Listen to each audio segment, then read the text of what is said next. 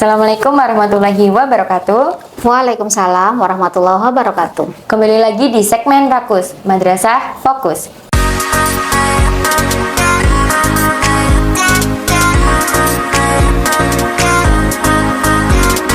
Jadi, hari ini saya sedang bersama Waka Kurikulum Man 1 Banyuwangi, yaitu Bu Diah. Ya, selamat siang Bu. Siang. Gimana kabarnya Bu? Alhamdulillah baik. Jadi kali ini kita akan membahas mengenai informasi asesmen sumatif akhir tahun. Jadi langsung aja ke pertanyaannya Bu. Oke. Untuk pertanyaan pertamanya, mengenai ujian besok ini, rancangannya tuh untuk mengukur kemampuan siswa-siswi Man 1 Banyuwangi itu gimana? Oke, seperti asesmen-asesmen yang sebelumnya, jadi karena eranya sudah digital, maka asesmen yang kali ini pun kita berbasis CBT. Jadi tetap menggunakan perangkat HP ataupun laptop yang berbasis teknologi. Tidak lagi menggunakan kertas seperti yang dulu-dulu. Supaya apa? Satu, menghemat biaya, dan yang kedua mengurangi sampah kertas. Kalau untuk mengukur kemampuan siswa, saya rasa soal-soal yang sudah diberikan Bapak Ibu Guru itu sudah bisa untuk mengukur kemampuan siswa. Jadi harap dikerjakan dengan baik, soalnya dibaca dengan teliti, sesuai dengan durasi waktu yang ada. Tidak usah kesusu menyelesaikan soal dan kesusu keluar ataupun pulang. Jadi dikerjakan dengan baik, karena ini asesmen akhir tahun yang menentukan kalian bisa lanjut ke tingkat berikutnya ataukah tidak. Terus ini apa yang guru-guru lakukan buat memastikan kalau ujian ini dirancang secara adil dan objektif? Oke. Kalau dari soal itu guru-guru sudah menerapkan tingkat adil dan objektifnya. Soal sudah berupa pilihan ganda yang ada soal literasinya, berharap itu sudah bisa mengukur kemampuan siswa secara adil dan objektif. Kemudian dari aplikasi sudah kita usahakan untuk se-clear mungkin mengurangi kecurangannya anak-anak. Misal durasi waktu di tiap soal itu sudah kita tentukan, supaya apa? Barangkali anak-anak itu terlalu lama untuk melihat soal itu karena ditinggal untuk melihat tab yang lain, mencari jawaban di ChatGPT ataupun Gemini, maka soal itu akan ketutup, anak itu akan logout, jadi nggak bisa melanjutkan ujian. Itu sudah kita lakukan dalam rangka mengurangi kecurangan-kecurangan yang dilakukan anak-anak. Namanya juga anak, pasti selalu mencari cara untuk supaya nilainya bagus tanpa berusaha dengan keras, bahasanya begitu. Selama bisa tanya Gemini, AI, itu kadang mereka mengabaikan, nggak mau belajar, jadinya mengandalkan itu, akhirnya bawa perangkat yang lebih dari satu untuk membuka tab-tab yang lain, dan soalnya ditinggalkan lama. Karena kalau nanti soalnya ditinggalkan lama, otomatis dia akan clock out, nggak bisa lanjut ujian. Itu yang kita lakukan supaya ujian ini bisa berlangsung dengan baik, bisa adil, objektif, dan tidak ada kecurangan yang terjadi gitu. Jadi benar-benar nilainya anak-anak itu bisa kita pertanggungjawabkan lah, seperti itu. Berarti untuk waktunya itu setiap satu soal atau satu mapel? Tiap satu soal ada durasi masing-masing. Dilihat dari tingkat kesulitannya soal itu kita sesuaikan. Kalau dianggap itu masih soal mudah, berarti ya waktunya hanya sekitar 30 detik lah. Kalau soal itu dianggap sulit, berarti ada sekitar waktu pengerjaan 1-3 menit, seperti itu. Setelah 3 menit maka soal akan ketutup, nggak bisa dibuka lagi, maka harus login awal lagi, seperti itu. Oke, Bu. Terus apa pendapat Ibu mengenai ujian yang berbasis sistem digital ini daripada konvensional? Oke. Sebetulnya kami para guru itu lebih nyaman dengan konvensional. Dimana kalau konvensional yang pakai kertas itu anak-anak biasanya lebih fokus untuk membaca dan menulis. Karena sekarang eranya digital, maka mau tidak mau, suka ataupun nggak suka, itu kita harus beralih ke digital. Yang mana di digital itu kan satu, dia hemat biaya, yang kedua juga mengurangi sampah kertas. Nah, kalau konvensional itu kan pakai kertas, itu kan kita harus menggandakan beberapa lembar soal sejumlah anak Mansawangi yang 1000 lebih, itu kan pastinya membutuhkan biaya yang lebih besar, dan juga nanti ditakutkannya akan meninggalkan sampah-sampah kertas yang lebih banyak lagi gitu. Nah, dengan eranya digital, semuanya sudah beralih ke digital, ya kita harus menyesuaikan eranya ya dalam rangka itu. Ternyata di digital itu kan memang lebih hemat biaya untuk semuanya begitu, dan juga mengurangi sampah kertas itu tadi gitu. Untuk itu Bu, yang mengenai laptop itu yang akan Oke.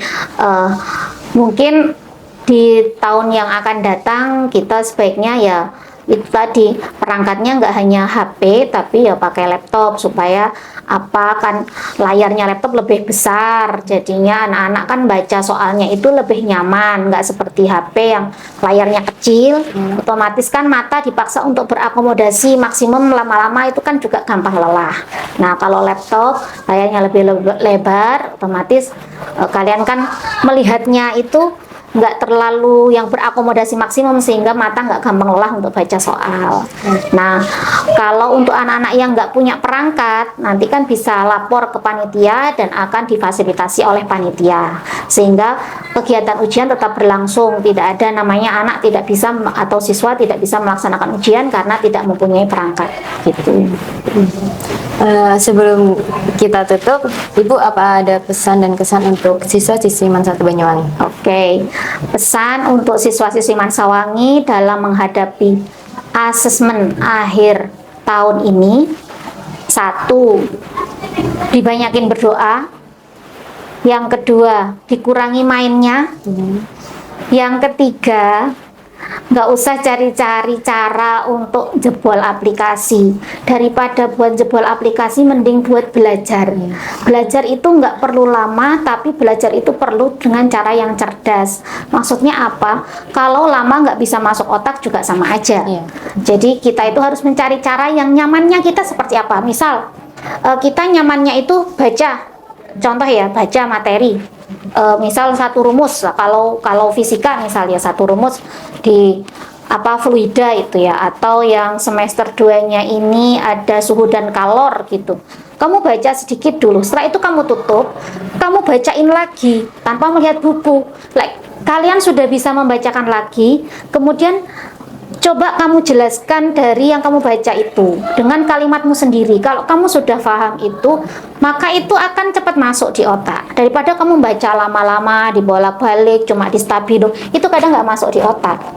Itu kalau saya lebih cepatnya baca satu, tutup lagi, kita ulang di depan cermin, seolah-olah kita mengajarkan ke orang lain dengan bahasa kita yang mudah kita mengerti. Nah, itu akan lebih cepat di otak.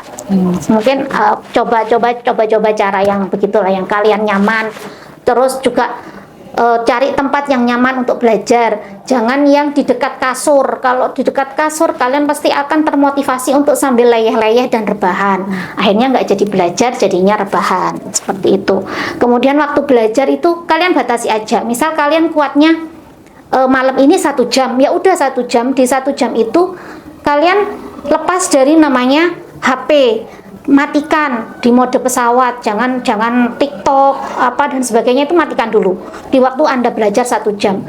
Dari 24 jam kamu ambil 1 jam, atau di jam istirahatmu 8 jam, ambil 1 jam aja, setelah itu main monggo gitu. Jadi belajar itu nggak perlu lama, tapi perlu cara yang tepat dan tempat yang nyaman menurut kalian. Nah, seperti itu. Yang selanjutnya, selain kalian berdoa sendiri, jangan lupa meminta doa pada orang tua. Itu kuncinya. Kunci sukses itu doa dari orang tua. Jangan pernah meninggalkan doa orang tua, karena nantinya itu yang akan membawa kalian menuju kesuksesan. Seperti itu. Selain kesan-pesan untuk siswa-siswi, Ibu apa ada kesan-pesan untuk orang tua siswa-siswi? Karena kan kayak nilai itu kan orang tua mengharapkannya yang paling terbaik untuk anaknya kan, Bu. Nanti kayak kemampuan anak-anak itu kan beda, Bu. Nah, sekiranya kayak nilainya rendah, itu biasanya kan ada yang diomelin mungkin kayak gitu. Kesan-pesannya untuk orang tua. Baik, bagi para bapak ibu di rumah, mohon didampingi anak-anaknya dalam belajar. Anak-anak sudah berusaha dengan maksimal. Kalaupun nanti nilainya itu kurang